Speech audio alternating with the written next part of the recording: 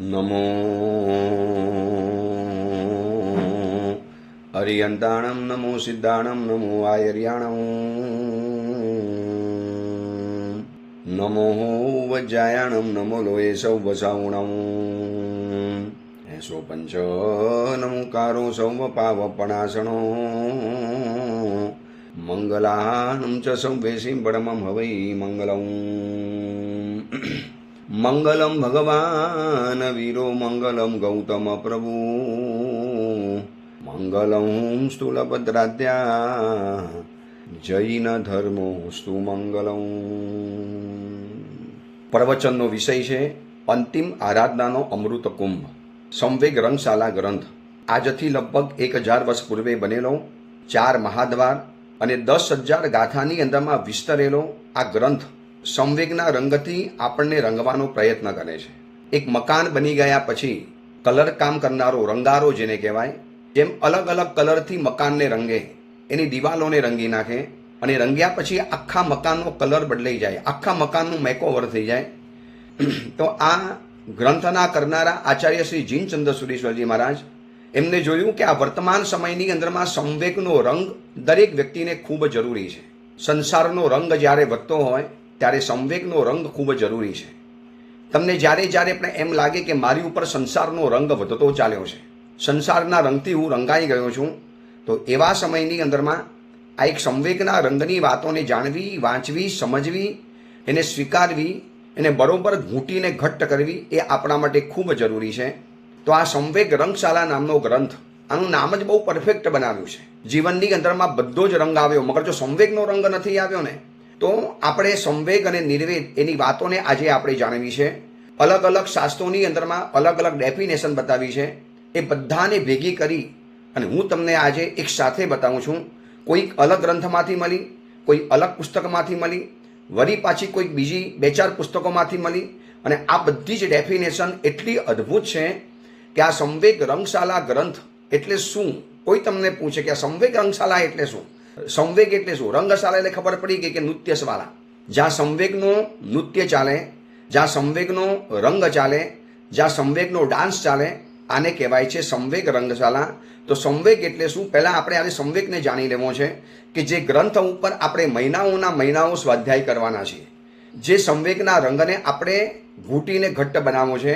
મારે મારા આત્મા ઉપર, મારે મારા આત્મપ્રદેશો ઉપર આ સંવેગના રંગને મારે એવો ચડાવી દેવો છે કે સંસારનો રંગ ક્યારે પણ ના લાગે. અને જે વ્યક્તિને સંસારના રંગથી બચવું છે એને સંવેગનો રંગ ચડાવવો જ પડશે, એ સિવાય નહીં ચાલે. અને એક વખત સંવેગનો રંગ ચડી જાય છે ને પછી સંસારનો કોઈ પણ રંગ ચડતો નથી. યાદ કરો જંબુ સ્વામીજીને.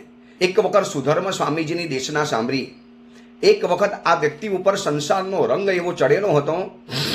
વિસ્તારથી કથા તો ક્યાંકથી વાંચી લેજો. અમારા એક આચાર્ય ભગવંતે પુસ્તક લખ્યું છે, એક રાત અનેક વાત. આ પુસ્તકને ક્યાંકથી વાંચી લેજો.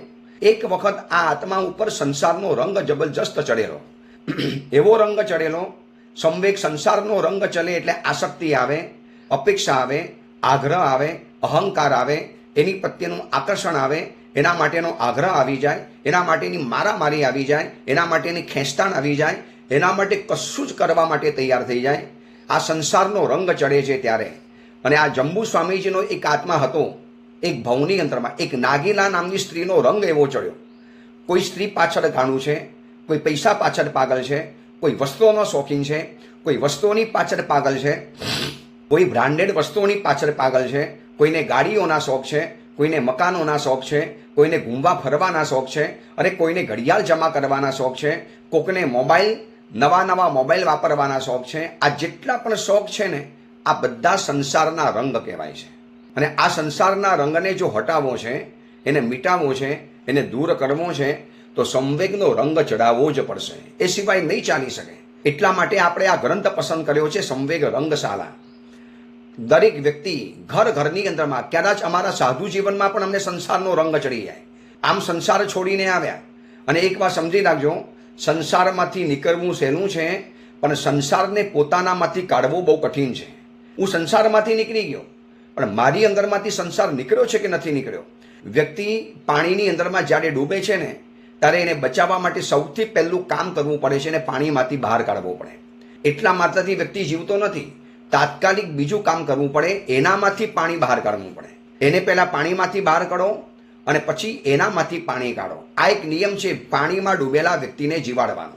ફરી વખત પાણીની અંદરમાં ડૂબી ગયેલી વ્યક્તિ હોય એને આપણે હાથ ખેંચીને બહાર કાઢી, બેહોશ થઈ ગઈ હોય કારણ કે એના ફેફસાની અંદરમાં, પેટની અંદરમાં પાણી ભરાવ થઈ ગયો છે, પાણી ભરાઈ ગયું છે.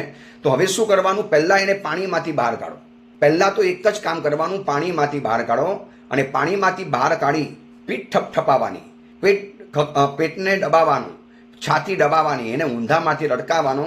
એટલે બધું જ પાણી જે પીધું છે ને બહાર નીકળી જાય એટલે વ્યક્તિ બચી જાય. પાણીમાં પડેલા વ્યક્તિને બચાવવા માટેની બે કન્ડિશન છે. પહેલાં એને પાણીમાંથી બહાર કાઢો અને પછી એનામાંથી પાણી બહાર કાઢો. તો સંસારની અંદરમાં ડૂબેલા આપણને બચાવવા માટે મહાપુરુષોએ બે રસ્તા બતાવ્યા.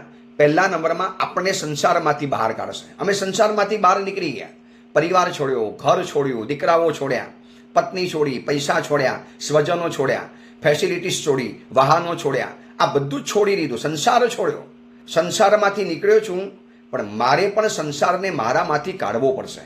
અને સંસારને આપણામાંથી સંસાર બહાર કાઢવો એટલે સંવેગનો રંગ ચડાવવો. જ્યારે સંવેગનો રંગ ચડી જાય છે ને પછી એને સંસારનો રંગ ચડશે પણ નહીં, ચડેલો હશે આખો ઢંકાઈ જવાનો. આપણે વાત કરતા હતા જંબુ સ્વામીના આત્માની. પૂર્વ ભવની અંદરમાં બે ભાઈઓ હતા, ભવદેવ અને ભવદત્ત. ભવદેવે તો દીક્ષા લઈ લીધેલી. હવે આ ભવદત્તના લગ્ન હતા નાગીલા નામની કન્યા સાથે. સ્વરૂપવાન કન્યા, રૂપારી કન્યા, બ્યુટીફુલ ગર્લ, સુંદર દેખાવ, અદ્ભુત અપ્રતિમ સૌંદર્ય.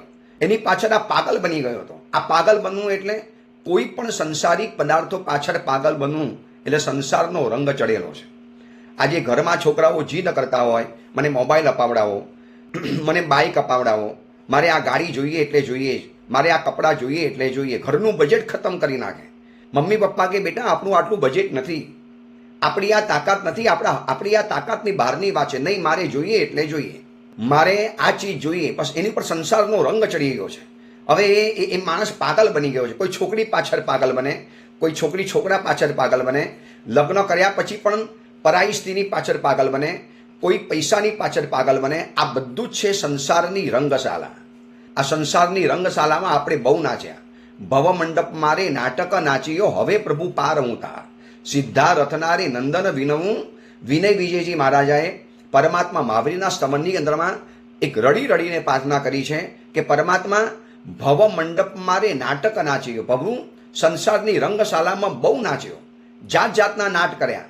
હું નટવો થઈને નાચું હો જીનવરિયા. આ એક સજ્જાઈ ગોખવા જેવી છે. પહેલા નાચ્યો પેટમાં, માતાના બહુ પ્યાર, ઊંવા ઊંવા કરી હું રડું. અને પછી એની અંદરમાં 8 પ્રકારના નાટક બતાવ્યા છે. નાનો હતો ત્યારે પણ રમકડા માટે રડ્યો, પછી મોટો થયો ભણવા માટે, પછી ઓર આગળ વધ્યો વસ્તુઓ માટે, પછી ઓર આગળ વધ્યો તો ભણવા માટે, પછી ઓર આગળ વધ્યો છોકરો હોય તો છોકરી માટે, છોકરી હોય તો છોકરા માટે. આપણે બધી જગ્યામાં નાટક કરતા ગયા. હું નટવો થઈને નાટક એવા નાચ્યો હો જીનવરિયા. ભગવાન, હું આ સંસારની અંદરમાં નટવો બન્યો, ડાન્સર બન્યો, નાચ કર્યા, જાત જાતના નાટક કર્યા. મારે કપડાં માટે, વસ્તુ માટે, પૈસા માટે, પરિવાર માટે, ઘર માટે, ભોજન માટે, ખાવા માટે, શોખ કરવા માટે, આ બધા જ માટે હું નાચતો ગયો. પ્રભુ હવે તો બચાવો. ભવ મંડપ મારે નાટક નાચ્યો, હવે પ્રભુ પાર ઉતાર. પ્રભુ હવે પાર ઉતારો. મારે સંવેગનો રંગ ચડાવવો છે. આ સંવેગ રંગશાલા ગ્રંથ એટલો અદ્ભુત ગ્રંથ બનાવ્યો છે. ગૌતમ સ્વામીજી જ્યારે આ ગ્રંથનો ઉપદેશ આપતા હોય, એક નૂતન દીક્ષિત મુનિવર જ્યારે ગૌતમ સ્વામીજી પાસે ઉપદેશ માગવા ગયા હોય, 50,000 શિષ્યોના ગુરુ, અનંત લબ્ધિના ભંડાર, આવા ગુરુ ગૌતમ સ્વામીજી જ્યારે ઉપદેશ આપે, જેવો તેવો ઉપદેશ આપે, હૃદયને આર પાર નીકળી જાય એવી સંવેગની વાતો અહીંયા આવવાની. તો ભવદેવ નામનો આ યુવક નાગીલાની પાછળ પાગલ હતો. ભવદત્ત નામનો યુવક, બસ એને નાગીલા સાથે લગ્ન કરવાતા દીક્ષા લીધી, પરાણે ભાઈએ આપી દીધી. 12 વર્ષ સુધી નાગીલાનો રંગ ચડ્યો છે. નાગીલાને યાદ કરે, મારી નાગીલા શું કરતી હશે, મારી નાગીલા શું કરતી હશે. એક વખત એવો હતો કે સંસારનો રંગ જેની ઉપર ચડેલો હતો એવા જંબુ સ્વામીનો આત્મા સંવેગના રંગે જ્યારે રંગાયા, સંવેગ રંગ તરંગ જીલે જસ વિજય સમતા ધરો. એમ લખ્યું છે કે આ મહાત્મા કેવા હતા? સંવેગના રંગના તરંગોની અંદરમાં ઝીલનારા હતા. સતત સંવેગનો રંગ ચાલ્યા કરે. સંવેગ એટલે શું એ તો આપણે જાણીશું, પણ કેટલો જરૂરી આ સંવેગ છે. એક સમયની અંદરમાં એક છોકરી પાછળ પાગલ બનેલો આ આત્મા હવે આ ભવની અંદરમાં 8 કન્યા એની પાછળ પાગલ છે. વિચારજો, એક ભવની અંદરમાં સંસારનો રંગ ચડ્યો ત્યારે આ આત્મા જંબુ સ્વામીજીનો આત્મા એક છોકરી પાછળ પાગલ હતો. હવે 8 દીકરીઓ એની પાછળ પાગલ છે. આ બાજુ ઋષભદત્ત પિતાજીએ કેવડાવી દીધું 8 કન્યાઓને કે મારો દીકરો તો આવતીકાલે દીક્ષા લેવાનો છે, સમજીને લગ્ન કરાવજો. 8 કન્યા કે અમારું રૂપ જોશે ને એને સંસારનો રંગ ચડી જવાનો, અમારા શરીરના સૌંદર્યને જોશે એને સંસારનો રંગ ચડી જવાનો, અમારા શરીરની ભૂગોળની અંદરમાં રમશે ને એને સંસારના બધા જ નશા ચડી જવાના. આવા એક વિશ્વાસ સાથે, કોન્ફિડન્સ સાથે આ 8 કન્યા આવી હતી અને એક રાતની અંદરમાં એને સંવેગનો રંગ જે વહાવ્યો, સંવેગ રંગશાલાની અંદરમાં જે નૃત્ય કર્યું, સંવેગ રંગશાલાનો જે પ્રભાવ બતાવ્યો, એ તો વૈરાગી બનેલો હતો. 8 કન્યાઓને વૈરાગી બનાવી, 8 કન્યાઓના માતા પિતાને વૈરાગી બનાવી અને ઘરની અંદરમાં ચોરી કરવા માટે આવેલા પ્રભવના ચોરને 500 ચોરોને વૈરાગી બનાવ્યા અને એક સાથે 527 જણાને વૈરાગ્યનો રંગ ચડી ગયો, સંવેગનો રંગ ચડ્યો. શું તાકાત હશે આ સંવેગના રંગની? આટલી બધી જિંદગી બદલી નાખે. એક ભવની અંદરમાં છોકરી પાછળ પાગલ અને આ ભવની અંદરમાં 8 કન્યાઓ પાગલ છે. એક અપ્સરા સમાન છે, ધન વૈભવથી ભરેલી છે, ધનાઢ્ય છે, કરોડો રૂપિયા લઈને આવેલી છે અને આ બધી સંપત્તિ, સૌંદર્ય આ બધાને ભગાવવાની તાકાત શેનાથી આવે છે? સંવેગના કારણે. આ સંવેગ જીવનની અંદરમાં જરૂરી છે. જ્યાંને ત્યાં આપણે સંસારના રંગમાં ફસાયેલા છીએ. મને આ બહુ ગમે, મને આનું રૂપ બહુ ગમે, મને આનો ચહેરો જોવો બહુ ગમે, મને આના વગર તો ગમે જ નહીં, મને આ વસ્તુ તો જોઈએ, મને ખાવામાં તો આવવું જોઈએ જ, મને તો પહેરવા માટે કપડાં આવા જ જોઈએ, હું તો આવા જ મકાનમાં રહું, હું તો આવા ચંપલ પહેરું, હું તો આવો જ મોબાઈલ વાપરું. આ બધો સંસારનો રંગ છે અને આ સંસારના રંગથી અગર પરેશાન થયા હો, યદિ ભવ ભ્રમ ખેદ પરાંગમુખમ લખ્યું છે સંવેગ રંગશાલાની અંદરમાં. કદાચ તમને આમાંથી તમે થાક્યા હો, કંટાળી ગયા હો, ભાઈ છોડાવો આ સંસારના રંગથી, બહુ કંટાળી ગયો. જ્યારે ત્યારે સંસારનો રંગ મારી ઉપર ચડી જાય, કોઈ પણ વસ્તુ મારી ઉપર હાવી થઈ જાય. મને ગાડી ગમે, પૈસા ગમે, બંગલા ગમે, રૂપ ગમે, સૌંદર્ય ગમે, પછી મૂવી ગમે, બધું જ જોવું ગમ્યા કરે. ક્યારે આમાંથી છૂટીશ? ક્યારે આ આકર્ષણ, આ આસક્તિ આમાંથી ક્યારે મુક્ત બનીશ? તો એનો એક જ રસ્તો છે, સંવેગનો રંગ તમારે ચડાવવો પડશે. સંવેગના રંગની અંદરમાં જે રંગાઈ જાય છે ને, પછી એને ક્યારે જીવનમાં કોઈ જ રંગની જરૂરિયાત નથી પડતી. તો આ સંસારના રંગને હટાવનારો સંવેગ શું છે? આ સંવેગ એને આજે આપણે જાણવું છે. નંબર 1 પ્રભાવક નિધાન છે. આ એવું નિધાન છે ને કે એનો પ્રભાવ શરીરમાં, મનમાં એવો ફેલાય છે કે કાચી ઘડીની અંદરમાં માણસ આખો બદલાઈ જાય. કાચી ઘડીની અંદરમાં હજી ઘડીક પહેલા સંસારના રંગની અંદરમાં રંગનારો ચંડકોશિક સર્પ કેવો રંગાયેલો, આ જંગલ મારું છે, અહીંયા કોઈ જ નહીં આવે, મારા સિવાય કોઈ અને એન્ટ્રી નહીં કરવાની, આ મારું જંગલ છે, મારી પ્રિમાઇસીસ, માય પ્રિમાઇસીસ. કેમ તમે અંદરમાં આવ્યા? તીર્થંકર પરમાત્મા આવ્યા, એને પણ કરાવવા માટે દોડ્યો. આ સંસારનો રંગ. મારા પૈસા, મારું ઘર, મારી મિલકત, કોઈને ભાગ નહીં આપું, બધા પૈસા મારા છે, કોઈને એમાંથી ભાગ નહીં મળે, આ બધું મારું પોતાનું છે, માલિકીનો ભાવ. આ સંસારનો રંગ છે. અને આવો સંસારનો રંગ, પોઝેસિવ રંગ ચંડકોશિક ઉપર લાગુ પડેલો હતો. અને જ્યાં ભગવાન મહાવીરનો રંગ ચડ્યો, સંવેગનો રંગ ચડ્યો, જીવતા જાગતા સંવેગના આત્મા, સંવેગનો અવતાર એવા પરમાત્મા મહાવીરનો જ્યાં રંગ ચડ્યો અને કાચી સેકન્ડની અંદરમાં એવું સત્વ પ્રગટ્યું છે કે શરીરમાંથી આરપાર નીકળી જતી કીડીઓને પણ સહન કરી શક્યો છે. હવે ક્રોધ નથી આવતો, હવે કોઈ જ અહંકાર નથી આવતો, હવે કોઈ જ આસક્તિની લાલસાઓ પરેશાન નથી કરતી. કેમ? આ સંવેગનું પ્રભાવક નિધાન છે. આ સંવેગની એવી તાકાત છે. આપણે 2-4 દિવસ આ સંવેગની વાતોને જાણવી છે, પછી આપણે આ ગ્રંથની કથાને શરૂ કરીશું. જ્યાં સુધી સંવેગનો રંગ નહીં ચડે ને ત્યાં સુધી કદાચ આ પ્રવચન એટલું અસરકારક પણ નહીં બને. કેમ? આજે ઘણા આત્માઓ એવા છે, એક ગુરુના પ્રવચનની અંદરમાં ગયા, એક જ પ્રવચન સાંભળ્યું અને આખી જિંદગીનું પરિવર્તન. યાદ કરો રોહિણીયા ચોરને. રોહિણીયા ચોરે માત્ર એક જ પ્રવચન ભગવાન મહાવીરનું સાંભળ્યું, ઓનલી 1 પ્રવચન, એ પણ થોડાક સમય માટે. અને સંવેગનો રંગ એવો ચડ્યો કે ચોર બન્યા પછી પણ મુનિ બન્યા. આજે અનુત્તર વિમાનની અંદરમાં જઈને બેઠેલા છે. આ સંવેગના રંગની તાકાત છે. યાદ કરો ચિલાતી પુત્રને, એક સંવેગનો રંગ ચડ્યો. આ બધું જ્યારે ખોટું લાગ્યું, એટલા માટે આ ગ્રંથની અંદરમાં સંવેગને પહેલી ઉપમા આપવામાં આવી છે, પ્રભાવક નિધાન. એવો એનો પ્રભાવ છે. એની પ્રિમાઇસીસમાં જે આવે, એની ઓરાની અંદરમાં જે આવે, એના ઓરા સર્કલની અંદરમાં જે એન્ટ્રી કરે અને સીધો જ એનાથી રંગાઈ જાય. એવો રંગાઈ જાય જેમ કલરિંગ પાણીની અંદરમાં, કલરથી ભરેલા પાણીની અંદરમાં કોઈ કપડું પડે કેમ તરત જ એનો કલર પકડી લે, બસ એવી જ રીતે આ સંવેગના રંગના વાતાવરણની અંદરમાં આવે એટલે માણસ આખો ને આખો બદલાઈ જાય. આજે એવી ઘણી કન્યાઓ છે, એવા ઘણા યુવકો છે જેને સંસારનો રંગ જબરજસ્ત ચડેલો, શોખીન, નશાખોર, દારૂ પીનારા, નોનવેજ ખાનારા, છોકરીઓ સાથે ભટકનારા અને લગ્ન પહેલાંના બધા જ કુકર્મો કરી દેનારા આવા દીકરાઓ કોઈ વૈરાગી સાધુના પરિચયની અંદરમાં આવે, એમની શિબિરોની અંદરમાં જાય અને ઉપધાન તપ કરે અને એનાથી જીવનના જે પરિવર્તન થઈ જાય છે ને, આખી જિંદગીનો યુટર્ન 36 ડિગ્રીનો આખો યુટર્ન થઈ ગયો. શું થયું? આ સંવેગના રંગનું પ્રભાવક નિધાન એની ઉપર અસર કરી ગયું. હું એટલા માટે વારંવાર લોકોને કહું છું કે તમારા દીકરા દીકરીઓને યોગ્ય ગુરુ ભગવંતોની પાસે મોકલો, જે નિષ્પૃહી હોય, નિસ્વાર્થ હોય, જેને કોઈ કહેતા કોઈ સ્વાર્થ ન હોય, એને આ પરિચયમાં રાખો. એ સાચા મહાત્માના સાચા વૈરાગ્યનો રંગ, સાચા સંવેગનો રંગ તમારા દીકરા ઉપર એવો ચડી જશે ને કે પછી એ ચડ્યા પછી તમારે કશું જ નહીં કહેવું પડે. પછી આપોઆપ પૂજા કરશે, આપોઆપ રાત્રિ ભોજનનો ત્યાગ કરશે, આપોઆપ જીનવાણીનું શ્રવણ કરશે, આપોઆપ ન્યાય, નીતિ, સદાચાર અને સંસ્કારના માર્ગે આગળ વધશે. આ સંવેગ એટલે પ્રભાવક નિધાન છે. નંબર 2, સંવેગ એટલે શું? તો કે પ્રભુ પ્રત્યેનો અનુરાગ.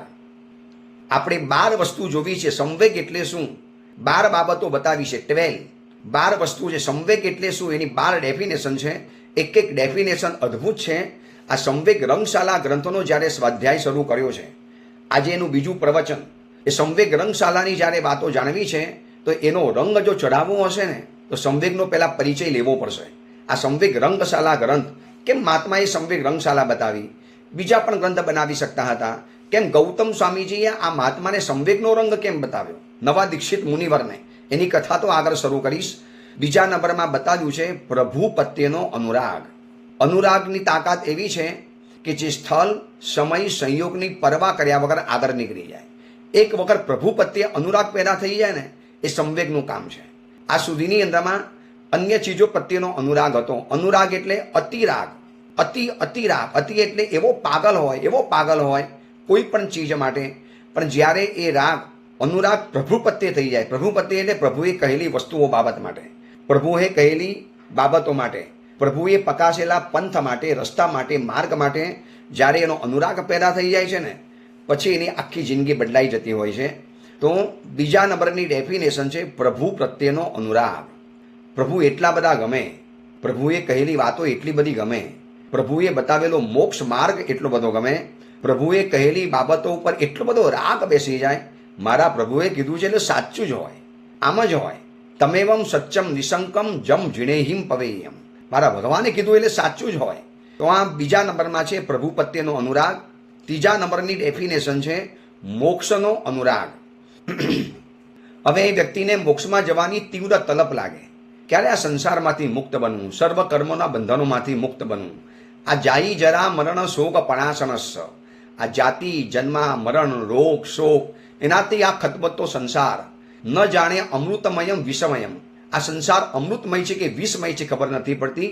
કોકના ઘરની અંદરમાં શરણાઈ વાગે, કોકના ઘરમાં માતમ વાગે, કોકના ઘરમાં હાસ્ય થાય, કોકના ઘરમાં આંસુ પડે, કોકના ઘરમાં જન્મ થયો, કોકના ઘરમાં મોત થયું, કોકના ઘરમાં લગ્ન થયા, કોકના ઘરમાં ડિવોર્સ થયા, કોકના ઘરમાં નવા પૈસા આવ્યા, કોકના ઘરમાં હતા એ પૈસા ચાલી ગયા. આ બધો સંસાર છે.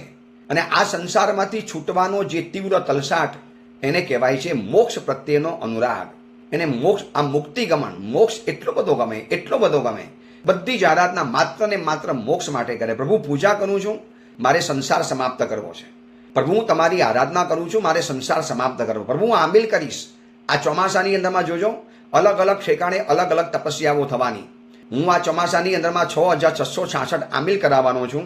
ખાલી લોકોને પ્રેરણા કરી, એમાં લોકોએ ઢગલાબંધ આમિલ લખાવી દીધા. ઢગલાબંધ જેને લખાવ્યા છે એ બધાની હાથ જોડી, પીઠ થાબડીને અનુમોદનાને ધન્યવાદ આપું છું કે સુંદરતમ તમે લાભ લઈ લીધો.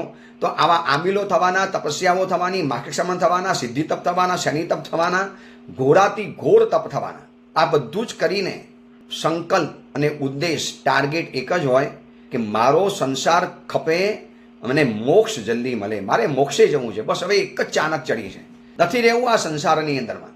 તો આને મોક્ષનો અનુરાગ કહેવાય છે. નંબર 4, મોક્ષના પથિકો પ્રત્યેનો અનુરાગ.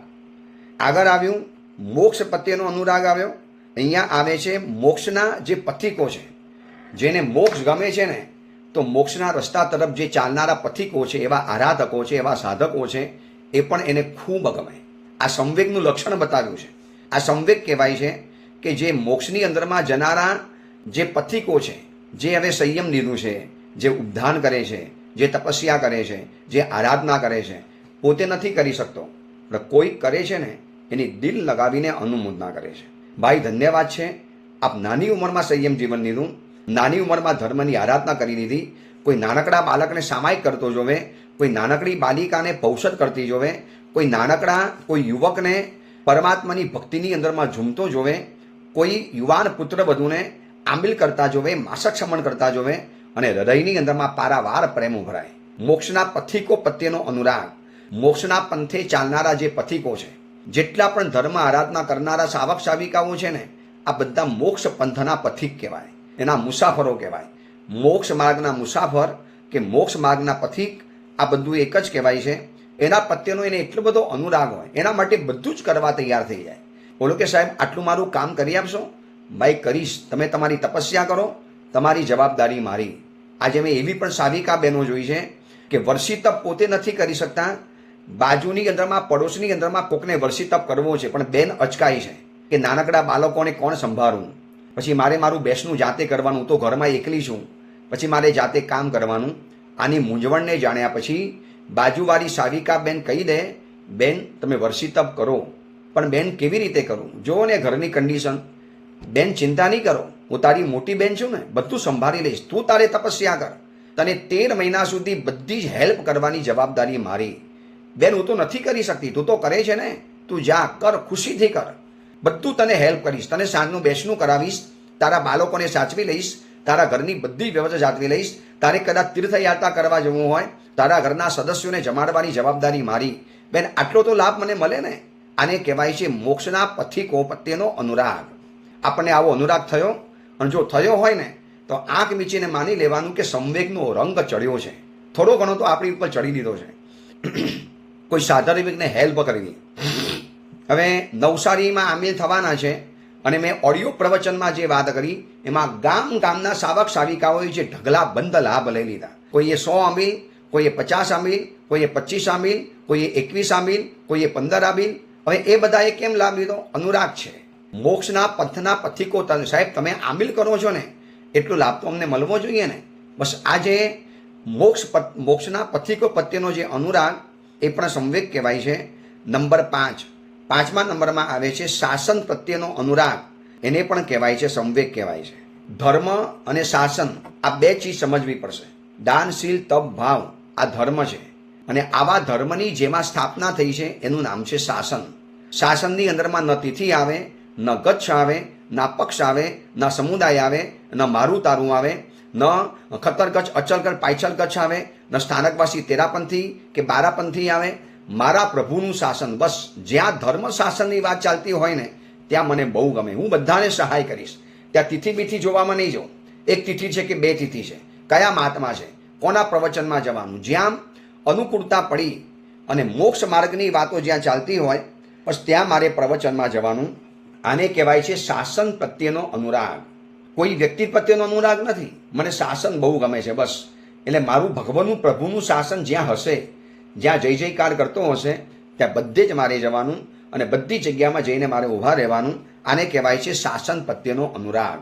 વર્તમાન સમયમાં જે થોડા ઘણા વિસંવાદ, વિખવાદ, જે થોડા ઘણા મતભેદો જે જોવા માટે મળે છે ને શાસનની અંદરમાં, એ કારણ એ છે કે કદાચ આપણે શાસન પ્રત્યેનો અનુરાગ ગુમાવીને બેઠા છીએ. મારા પ્રભુનું શાસન 21,000 વર્ષ સુધી ચાલવાનું છે, હજી 17,500 વર્ષ બાકી છે.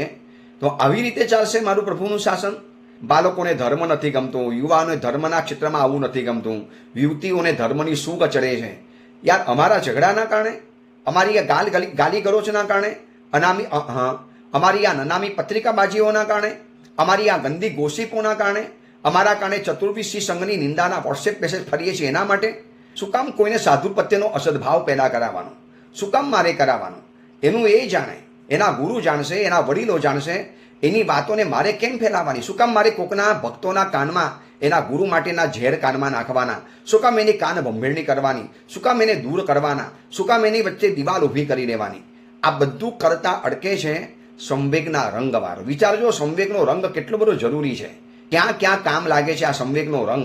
શાસન પ્રત્યેનો તીવ્ર અનુરાગ હોય, પ્રભુના શાસન માટે બધું જ કરવા તૈયાર હોય, પ્રભુના શાસન માટે બધું જ કરી છૂટવા તૈયાર હોય, આ શાસન પ્રત્યેનો અનુરાગ ગણાતો હોય છે. જો આપણે નિંદા, ટીકા, ગોસીપ, ગંદા મેસેજ, વોટ્સઅપ મેસેજ ફોરવર્ડ કરવા, એકબીજાને આ બધી વાતો પહોંચતી કરવી, ખબર ન હોય તો આવી ગંદકીઓ મોકલવી, કોઈ સાધુ સાધ્વીજીઓના શિથિલાચારના સમાચારો હોય એને આપણે વોટ્સએપની અંદર મોકલવાના, ઇન્સ્ટાગ્રામમાં મોકલવાના, એની રીલ્સ બનાવવાની, એના મેસેજ ચારે કોડ ફેલાવવાના અને સમુદાયની નિંદાઓ કરવાની. આ બધું જ તો જ થાય જ્યારે શાસનનો અનુરાગ નબળો પડે ત્યારે. શાસન પ્રત્યેનો અનુરાગ હોય. નંબર 6, છઠ્ઠા નંબરની અંદરમાં આવે છે સંઘ પ્રત્યેનો અનુરાગ. સાધુ સાધ્વી, શાવક શાવિકા, દાનશીલ, તપ ભાવ એ ધર્મ કહેવાય છે. અને આ બધું જેની અંદરમાં રહ્યું છે એને શાસન કહેવાય છે. અને એક સંઘની વ્યવસ્થા હોય. સંઘ એને એટલો બધો ગમે, એટલી બધી સંઘની સેવા કરવા તૈયાર થાય. પોતાની પાસે 4 કાર છે તો સંઘને કહી રાખે, સાહેબ 3 કાર મારી ઓલરેડી પડી હોય છે. સંઘને જ્યારે પણ જરૂર હોય, મહાત્માનો સામાન લાવવો હોય, વિહાર સેવા માટે જમવું હોય, તમારે મહાત્માઓને વિનંતી કરવા માટે જમવું હોય, સાહેબ મારી ગાડી તૈયાર છે, મારો સોફર પણ તૈયાર છે, સાહેબ મને લાભ આપજો. આને કહેવાય છે સંઘ પ્રત્યેનો અનુરાગ. પોતાની શક્તિ, સામગ્રી, સંયોગ, બુદ્ધિ આ બધું જ સંઘ માટે વાપરવાનું મન થાય. પોતાના સંઘને આગળ વધારવો છે. મારે મારા સંઘને ખૂબ આગળ વધારવો છે. મારે મારા સંઘને જાહુ જલાલીના શિખર ઉપર બેસાડવો છે. મારે મારા સંઘને સમૃદ્ધ બનાવવો છે. બધા ખાતા એના તરતા કરવા છે. એવા ટ્રસ્ટીઓ જોયા છે, એવા આગેવાનો જોયા છે જે સંઘ પ્રેમથી નીતરતા હોય. ખાલી મારો સંઘ એમ નહીં, મારા પ્રભુનો સંઘ. જે સંઘમાં તકલીફ પડે બધી જગ્યાએ પહોંચી જાય એવા ટ્રસ્ટીઓ પણ જોયા છે. બસ માત્ર પોતાના સંઘનું નામ થવું જોઈએ અને પોતાના સંઘ સિવાય બીજાનું નામ થવું ન જોઈએ. એને સપોર્ટ ન કરે, એને સહાય ન કરે. એને ખબર છે કે પછી આગળ વધી જશે તો આપણે પાછળ રહી જઈશું. મારા પ્રભુના શાસનનો જ્યાં જય જયકાર થતો હોય અને મારા પ્રભુનો સંઘ જ્યાં ફૂલતો ફાલતો હોય, એની વૃદ્ધિ કલ્યાણ થતું હોય, એ હૃષ્ટપુષ્ટ બનતો હોય, એમાં મને બહુ આનંદ થાય. એટલે સંઘ પ્રત્યેનો અનુરાગ એટલો બધો ઠાંસીને ભર્યો હોય કે સંઘ એને ખૂબ ગમે. સંઘો અયમ રત્નાકર, સંઘ રત્નાકર બતાવ્યો છે. સંઘની જે ઉપમાઓ બતાવી છે, તીર્થંકર પરમાત્મા પણ આ સંઘને નમસ્કાર કરતા હોય છે. આપણે ઘણીવાર ઓડિયો પ્રવચનમાં જોયું છે કે તીર્થંકરો જે સંઘને નમસ્કાર કરતા હોય એ સંઘની આપણે નિંદા કરીશું, એ સંઘની આપણે પંચાયત કરીશું, એ સંઘની આપણે ગોસિપ કરીશું તો કેવી રીતે ચાલી શકે? સંઘ પ્રત્યેનો અનુરાગ હોય, સતત એના સંઘ માટે બધું જ કરી છૂટવા તૈયાર થાય, ટાઈમ આપવા તૈયાર હોય. એ પોતે ઓફિસ મોડો જાય, મારે સંઘનું કામ કરવું છે. જેટલા પણ ટ્રસ્ટીઓ બન્યા છે એ અગર સંઘના અનુરાગવાળા જો બની જાય ને, હું તમને કહું, સંઘની જે ઉન્નતિ એક જ રાતમાં જે થશે ને એ કલ્પના પણ નહીં કરી શકે. સીમાતીત વિકાસ થઈ જાય જો સંઘ પ્રત્યેનો અનુરાગ પેદા થયો હતો. નંબર 7, 7મા નંબરમાં આવે છે શાસનના પ્રત્યેક અંગોનો અનુરાગ. એનું નામ છે સંવેગ. જીન શાસનના જેટલા પણ અંગો છે ને, તીર્થ હોય, ધર્મશાળા હોય, ભોજનશાળા હોય, એક નાનકડો ગરીબ સાધર્મિક હોય, એક નાનકડી દીકરી હોય, એક શાવિકા બેન હોય, એક શાવક હોય, કોઈ પણ સમાજનો હોય, કોઈ પણ જ્ઞાતિનો હોય, કોઈ પણ વર્ગનો હોય, એ બધાના માટે તૈયાર હોય. એને બધા જ ગમે. એમ નહીં કે રાજસ્થાનીને ખાલી રાજસ્થાની જ ગમે, ગુજરાતીને ખાલી ગુજરાતી જ ગમે, મેવાડીને ખાલી મેવાડી જ ગમે, બાડમેરવાળાને ખાલી બાડમેર જ ગમે, પછી સાંચોરવાળાને ખાલી સાંચોર જ ગમે, પછી ફલાણી પટ્ટીવાળાને ખાલી ફલાણી પટ્ટી જ ગમે. અને એવી અલગ અલગ પટ્ટીઓ છે ને, અલગ અલગ સમાજ છે ને, અલગ અલગ એરિયામાં વિભાયેલા છીએ. એવું કેમ? મને બધા જ ગમે. મારા પ્રભુના શાસનના પ્રત્યેક અંગ મને ગમે છે, બધા જ મને ગમે છે. અને આવો ભાવ જ્યારે પેદા થાય ને ત્યારે માની લેવાનું કે આપણી અંદરમાં સંવેગનો રંગ ઘટ્ટ બનેલો છે. આ બધા સંવેગ રંગની ડેફિનેશન બતાવું છું. અલગ અલગ ગ્રંથોની અંદરમાં બતાવેલી ડેફિનેશન છે. કેટલીક ડેફિનેશનો આમાં પણ બતાવી છે કે જે સંવેગને પામવા માટે આપણે નીકળ્યા છીએ, જે સંવેગ રંગશાળાને જાણવા માટે આપણે નીકળ્યા છીએ, એ સંવેગનો રંગ કોને કહેવાય? તો કે શાસનના પ્રત્યેક અંગ ઉપરનો અનુરાગ હોય. આપણે આ 7મા નંબરનું જોયું. હવે બીજી વાત આપણે આવતીકાલે કરીશું.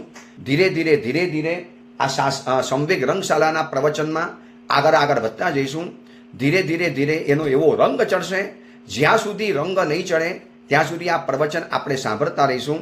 ચલો એ અંગેની બીજી મહત્વની વાત આવતીકાલે કરીશું. એ જ મંગલ કામના મંગલ ભાવના. જીનાગના વિરુદ્ધ કાંઈ પણ બોલાયું હોય તો મિચ્છામી